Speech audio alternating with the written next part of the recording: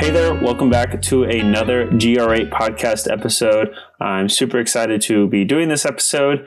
One, because we've been growing in viewership, and two, we're talking about a new Marvel movie. Talking about the Marvel movie is Thor: Love and Thunder.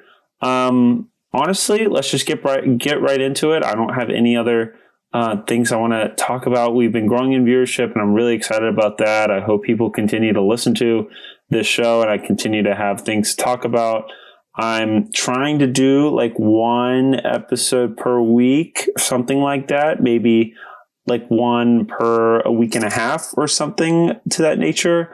I'm not going to put it to my full frontal of priorities just yet because obviously, yes, we've been growing in viewership, but it's not my full-time job. And it hopefully will, not a full-time job, but hopefully it becomes a job that can gain money from. But honestly, let's just jump right into it. So, Thor: Love and Thunder, I saw it over the weekend, and I liked it. I have a lot of thoughts, and I don't really understand why I like it because there's just so much about it. So, I'm going to be talking full spoilers.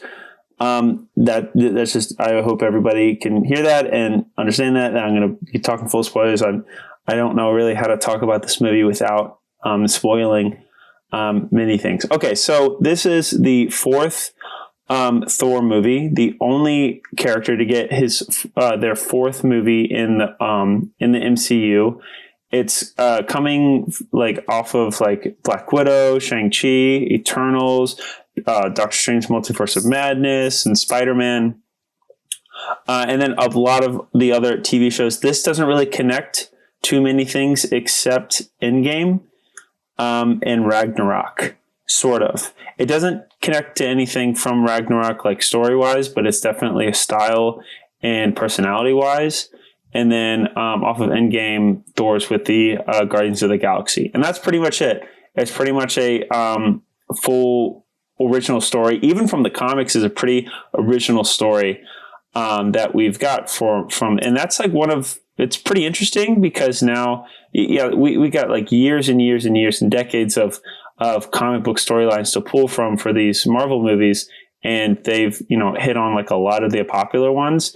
And they've hit like a lot of popular Thor storylines. But, this is one that, is completely original. It's very interesting.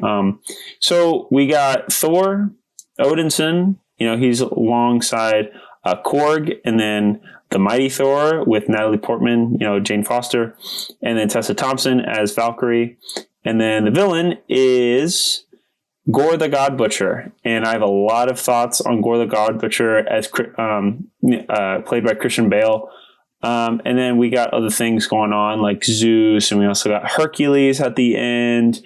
We got a child that's, comes into the mix. So the basic premise is that Gore the God Butcher, his name is Gore, and he has a daughter, and his daughter dies of starvation or dehydration, I think both. But before that he calls out to his god or a god or whatever gods, part of the his heritage, I guess, in his background, and they don't save them. They don't save his daughter, and his daughter dies, and he finds a god. This is all the opening sequence. He finds a god. He's like, "Why didn't you save my daughter?" And he says, who cares about your daughter? You got I'm a god. I can do almost anything I want. I have all this power. And then Gore gets in possession of a sword called a necro sword and kills this god. And either the sword corrupts him or definitely physically, but he goes on this quest of, I'm going to kill all the gods because they're useless, they're worthless, they're power-driven absolute jerks, pretty much. So he's like, well, I might as well just go kill them all, so it doesn't matter. And then Thor's with the Guardians of the Galaxy. They split off because it's reasons, And then when Gore is attacking this town of Asgard, obviously Thor's there, but Jane Foster as the Mighty Thor with Mjolnir shows up. And that was oh, that's interesting because we see Jane Foster, Natalie Portman back in the MCU, and she has Mjolnir. And so like Mjolnir like called to her. It's later revealed that Thor asked Mjolnir to protect her. It's weird because like they not retcon things, but they go back and they like flesh out a lot of Thor and Jane's relationship. And it's like, well, they started off. I'll get to that in a second. But the story goes on. Gore captures some Asgardian children, lures Thor out, and then they have a big fight. And then what Gore really wants to do is, yes, kill all the gods, but he's been killing them. And he's like, well, this is not fast enough. So I need to get to eternity. I need to get to like this place to eternity. And whoever the first person to ever get there has one wish. And the only way to get there is use the Bifrost. And the way to get there is use Stormbreaker. So he uses the Asgardian children to lure out Thor, to one, kill him, and then and then two, use Stormbreaker to get to eternity, go to eternity, ask and wish that all gods die, and then bing, bada, boom, that's this master plan. That's obviously thwarted by Thor and Jane Foster. I guess she's the mighty Thor now, so Thor and Thor using their different weapons, Mjolnir and Stormbreaker. It's a very interesting story because it just feels like a Thor story. It feels like a comic book. It felt like watching it. It was just a Saturday morning Thor episode or something like it. If Thor had a animated TV show and he just went on wacky adventures, this would be one of the episodes. And I personally really liked it. I hate that they still have Thor as a dumb idiot that doesn't like care about anything, and he's just a goofy he's a goofy kid, and it's like so annoying because like what really got to me when watching these earlier Marvel movies is the difference of styles and personalities coming from their different movies, right? Iron Man was a wealthy billionaire playboy that had a suit of armor. Captain America was a World War II soldier lost in ice and now comes back and has to deal with a modern day. The Hulk was a split personality type deal. He was a mild-mannered, doctor with serious anger issues. And, when he gets angry, he turns into this big hulking green monster. And that's more of like a horror, like Jekyll and Hyde type thing. And then you have Thor, who comes from like a place of gods, Asgard, and he's an arrogant jerk. And he like learns what it means to be human, how to be nice to people, and how to treat people. But he comes from this like Shakespearean type world. So the amalgamation of those four, and then obviously you got the other characters, but those are the amalgamation of those four characters, and they had different personalities. Now it's where Thor was this cool Shakespearean god that was arrogant, came down to earth, but now he's like a goofy kid who's like basically Guardians of the Galaxy, and he just just makes jokes, like he's not interesting in a form of like any other thing except being funny. Like he's just a funny, goofy, powerful god kid guy, I guess. And it's just like that's like the main downfall of how Thor has been treated recently. I mean, Hulk has been treated horribly in the MCU, and then now they're like not ruining Thor because it just makes like quote unquote him better, but it's like it's just for like a audience, Like sure, the first two Thor movies didn't go over very well, but he was fairly funny when he was paired up with the other characters in the Avengers movies, and then they changed it up like with Ragnarok being like an 80s style goofy Thor's a child, he gets hurt all the time, and then now this, if you didn't like Thor in Thor Ragnarok, this is not going to change your mind. I don't like Thor now, but I like what they did with the movie. So that's my spiel on Thor. There's a lot of other things that I don't like, but a lot of other things that I do like. Another thing, I guess I'll just go with the negatives. Another thing is I don't like Taika Waititi movies. I think Jojo Rabbit's a pretty good movie. And then I don't know if I've seen other ones. I know that sounds bad, but like watching Jojo Rabbit, Ragnarok was my first Taika Waititi movie, and then Jojo Rabbit was my second, and then now this is my third. And I think I've seen one of his other ones somewhere. I hate how he shoots movies.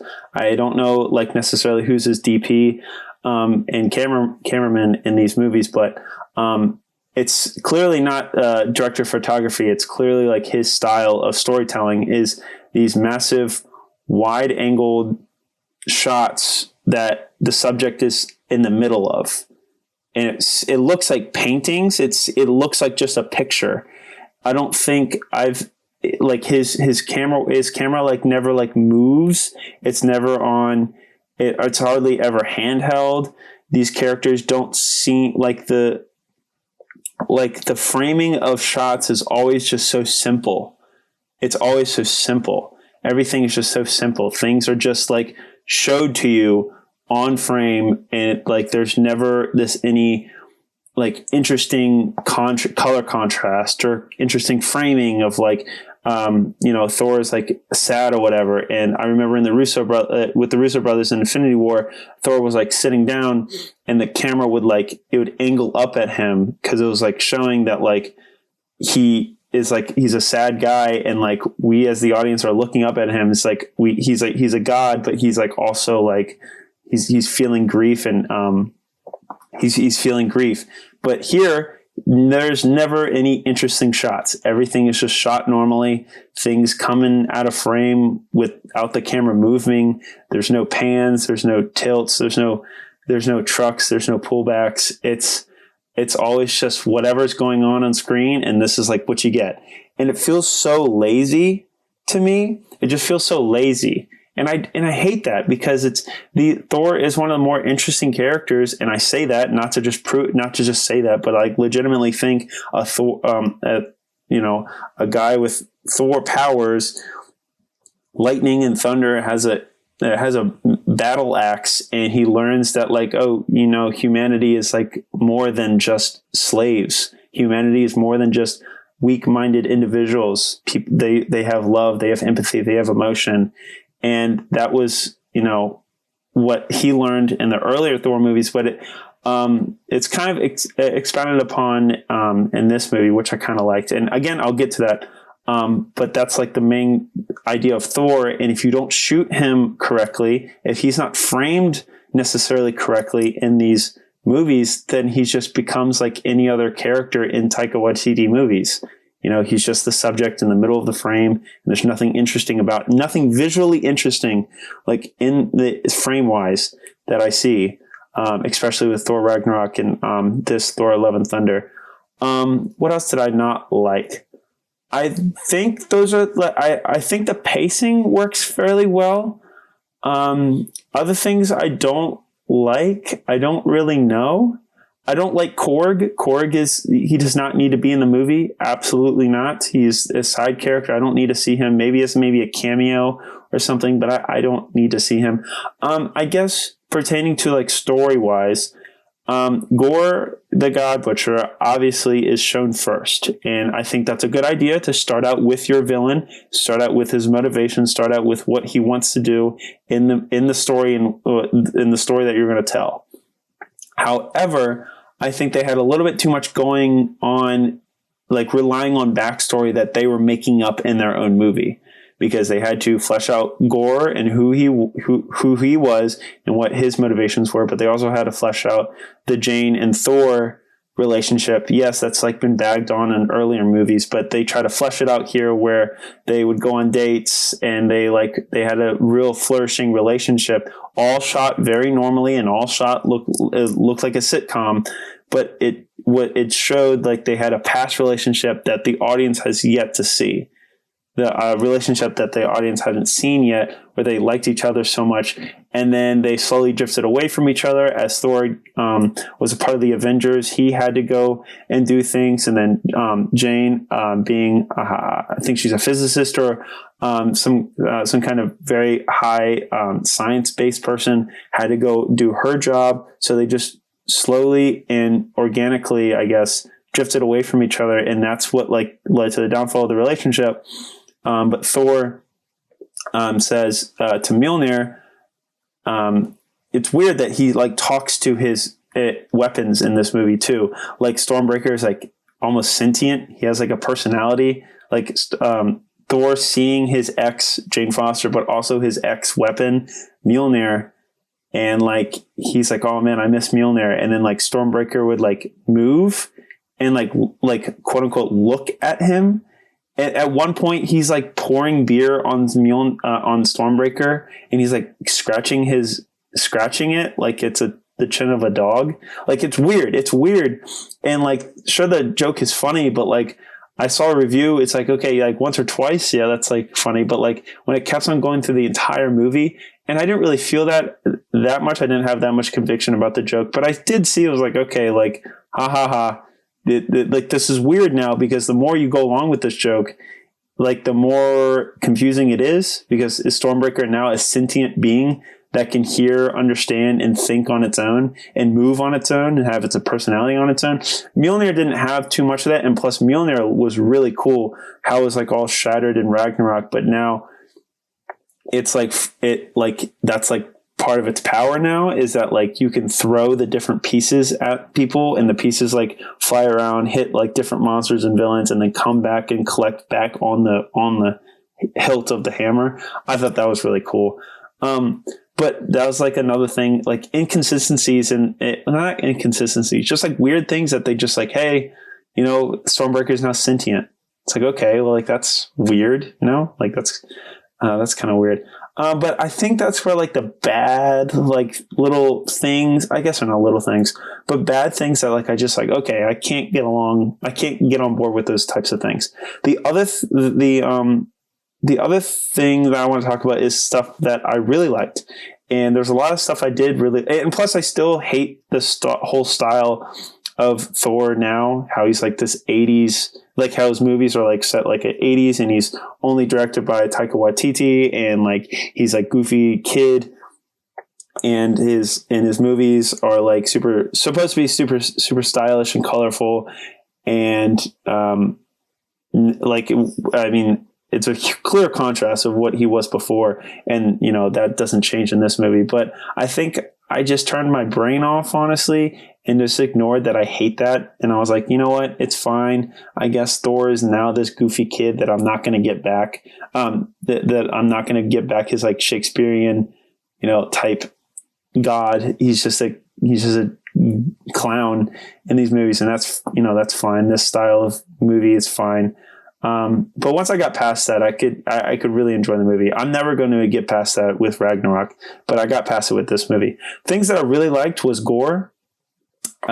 Christian Bale plays him very, very well. I think it was very, like, he was creepy. He was also like kind of like sassy.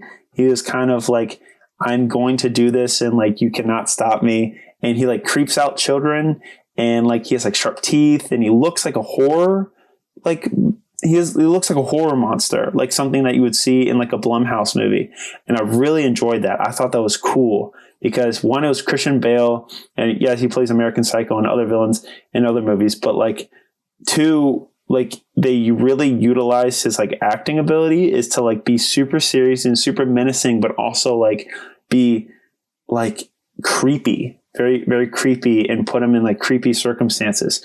Another thing that I really liked is like, this just feels like another Thor adventure, and that he needs to stop a villain. I thought that was very cool. I really liked, like I said, the villain, but I really liked how the difference between Thor and Gore was. Thor and Gore, like it. Oh my gosh. But Gore was like this like normal guy, and he got the powers of a god, I guess, to kill other gods. And he's like, you know what? Gods don't need to be around here. I'll just kill them. And Thor's like, well, I kind of agree with you, because gods are awful, but like, I can't let you do this. I can't let you just go on murdering sprees. There's a scene in the movie where, again, everything's like CGI, and everything like there's some like gold and so bright. And it just seems like a cartoon. They go to this city called Omnipotent City, which a play on words, obviously, but it's where all the gods hang out. Conveniently enough, they were having a meeting, and all the gods were together, and they were talking about, and Zeus was there, Russell Crowe was playing him, and they were like having like this weird like interaction. All these gods is like, haha, I was able to have this many people sacrifice themselves for me. Oh, like I've had this many people, and it was like a competition showing that these gods are like not good people. There's so many of them, and they seem just all like higher up and just jerks, and they thought they were better than everybody because of their powers.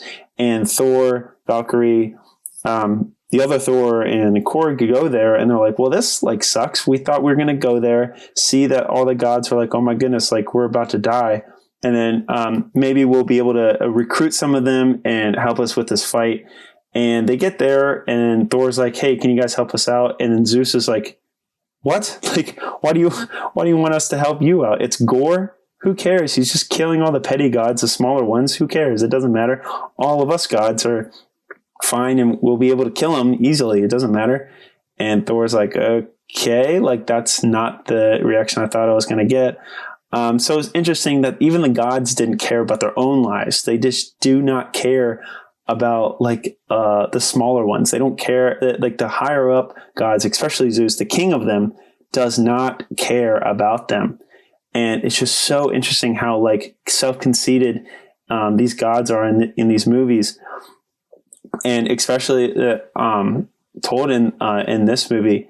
And so it makes you think like, man, these gods like actually, because you're told like Odin is a, good, maybe he was a bad father, but he was in the movies. Thor is a god, and he's a protagonist. Loki's now an anti-hero, but he's loved by the Marvel fandom. So it's shown that like gods are like these like good people. They're protagonists. You should root for a person with massive amount of power. But Gore flips it on its head. It's like, no, these people should not have the power that they have because they don't use it correctly. They're arrogant, selfish assholes. They're arrogant, selfish jerks that just they'll just cause collateral damage, and it doesn't matter to them. So you're kind of on Gore's side, honestly, but a lot of it is kind of changed because he gets this necro sword, and it's the sword that like is conveniently there when he meets with the god in the first scene. But nonetheless, he gets the sword, and it corrupts him definitely physically. But I think it's a little bit more interesting if the sword only corrupts him physically and only gives him the power of a god, not corrupts his mind, because I'm tired of like just magical items corrupting people's minds and just making them do things. Like, it's way more interesting if his motivations were, I'm going to kill these gods, and sober-minded, I'm going to kill these gods. And then now I have this powerful sword that, yes, is corrupting me. But I guess I just wish there was like a scene or just a couple lines. It's just like, I'm not being mindfully corrupted. I'm being physically corrupted. And the only thing that the sword is doing for me is allowing me to, it is giving me the power to allow me to kill these gods. So I guess that's like a little nitpick. And I know I'm talking about the things that I like, but just going back and forth, it's just like, oh, this is cool. But when you think a little bit too far into it, it's not very cool. And it's like, oh, this is pretty cool. And then like, oh, this is funny with Stormbreaker and Mjolnir. And then you think about it, it's like, well, that was kind of dumb. Has Stormbreaker always been sentient that way? But nonetheless, I think I really like the movie. I understood, and I was able to just turn my brain off and just say, okay, like this is just happening. It was paced very well. And I think the fight scenes, except the one at the beginning, but the fight scene, the fight scene on this moon where Gore takes all the children, he takes them to like this small planet. It looked like you could like literally, it was like you could run around it, He takes the children to this planet, and Valkyrie, Thor, and Thor track him down there. And when those characters got closer to this planet or whatever, this area, the color of the movie, the color would be taken out. So like literally looking on screen, everything was in black and white. And also I thought that was so interesting that they were like going through space with like purples and pinks and blues. And then they slowly faded into this area where like there's no color. And then for like an entire fight scene, it was no color. It was just black and white. And I thought that was so, so interesting. And I love that. the fight scene on that planet was very cool. I like how Gore fights. I think he's a very interesting villain in his mindset, but I think he's also very interesting in the way that he fights. He fights Thor, and he goes toe to toe with one of the more powerful characters in the Marvel universe, and he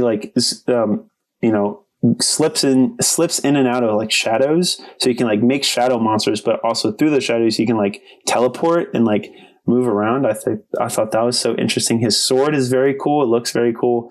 And then at the end of the movie, Thor finds the children. Thor gives the children the powers of Thor, or at least allows them to borrow them to fight, these shadow monsters that Gore keeps making.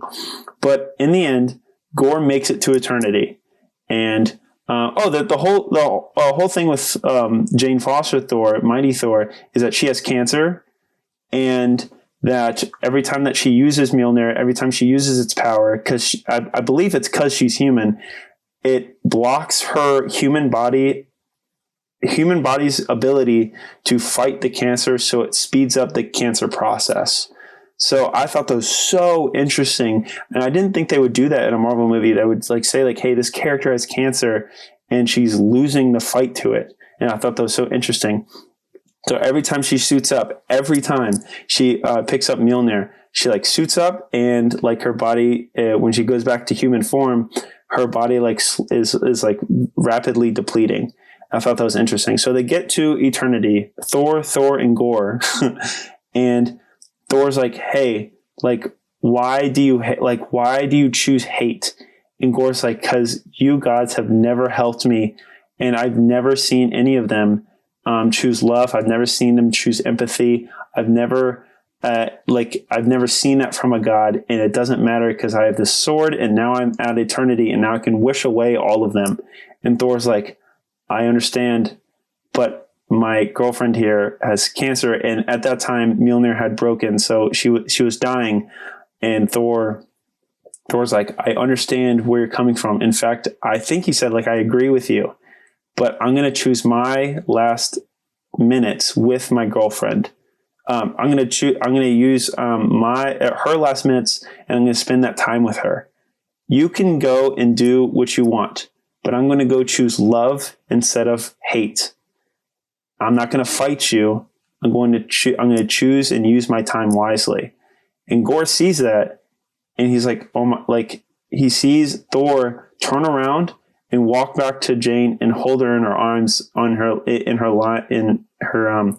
dying minutes, her last minutes dying. And Gore's like, and he turns back around to eternity, and he, instead of killing all of the gods, he wishes that his daughter comes back. He chooses love over hate. And I thought that was so interesting. I love that. That whole idea that like he's been on this massive crusade of, I need to kill whoever is in my path because of the wrongdoings. But instead, and he finally gets to this point of like, I need to kill all of them. But instead he sees empathy, and he sees love, and he sees like Thor's emotional arc from being an arrogant jerk to this this hero that spends time with the people that he loves. Gore sees that, and he says, you know what, there's something different about you. There's something different about the love that you have. He turns to eternity and says, I would wish for my daughter to be back. And the sword has been corrupting Gore, and he dies. And then Jane Foster dies. So Natalie Portman's now out of the MCU. She's been sidelined for a while, but she has one movie, comes back, has a cool weapon, looks cool. She has cancer though, and succumbs to the cancer. And Thor now has this little girl that he needs to take care of, which obviously it's very interesting because, he's like, you would never be a father and whatever. He's like this. He's a jerk. Early movies, he's like now completed his arc. Now he's like instead of being selfish, he's selfless, and now is taking care of a child. And I really liked that. I thought that was very, very interesting. Very, very cool how they, Thor in his fourth movie and I know Chris Hemsworth loves playing this character, but you think it's about time that they kill him or something. They replace him or something with Mighty Thor. But instead, they give him this arc of like, you were a bad person, but now you understood your flaws, and you saw a villain who was almost exactly like you, where he would choose hate instead of love. And both of you, Thor chooses love because he's learned that. Gore learns that in that moment, and then becomes a hero, quote unquote, a hero in himself, and brings back his daughter. I thought that was so interesting. Such a cool plot line, such a cool thing to do for that movie. And I've talked 30 minutes about Thor Love and Thunder, about a movie that I don't really even, I want to watch it again, but like, it's not very high up in my MCU movies, but I just love that concept. And I can talk all day about it. And that's what I've been really wanting from a not just a Thor movie, but from a Marvel movie, where like these characters go on this like massive emotion, and the villains learn that they're incorrect instead of just dying. But yeah, that was my thoughts on Thor Love and Thunder. Again, it's kind of like, it's more on the fence really for me.